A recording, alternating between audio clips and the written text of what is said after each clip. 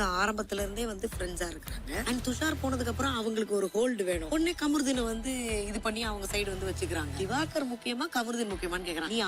Hi hello எல்லாருக்கும் வணக்கம் and welcome back to our channel. நம்ம சேனலில் முன்னாடி சொன்ன மாதிரியே சக்காலத்தி சண்டை ஆரம்பம் ஆயிடுச்சு. ஸோ பார்வதி வந்துட்டு இப்போ திவாகர் கிட்ட என்ன பேசிகிட்டு இருக்காங்கன்னா, இந்த அரோரா பொண்ணு இதுக்கு முன்னாடி துஷார் கிட்ட ஒரு பட்டாவை போட்டு வச்சிருந்தது. இப்போ அவன் போனான் அப்படின்னு சொன்னதுக்கப்புறமா கமருதீன் கிட்ட வந்துட்டு ஒரு பட்டாவை போட ட்ரை பண்ணுது. செம்ம உசார்னா அந்த பொண்ணு யாரையா ஒருத்தரை வேணும் அப்படின்னு சொல்லிட்டு இப்போ கமருதீனை கைக்குள்ளே போட்டுக்குச்சு அப்படின்ற மாதிரி பேசிக்கிட்டு இருக்காங்க. யார்கிட்ட? திவாகர் கிட்ட. இதே திவாகரும் கமருதீனும் தான் நேற்று பேசிக்கிட்டாங்க. பாருக்கு நம்ம எல்லாரோடைய ஹெல்ப்பும் தேவை, ஆனால் நமக்கு அவள் எதுவும் பண்ண மாட்டா, நம்மளை நல்லா யூஸ் பண்ணிப்பா அப்படின்னு சொல்லி திவாகர் பேசிகிட்டு இருந்தான். அந்த திவாகர் கிட்ட தற்போது பாரு போய் பேசிக்கிட்டு இருக்காங்க.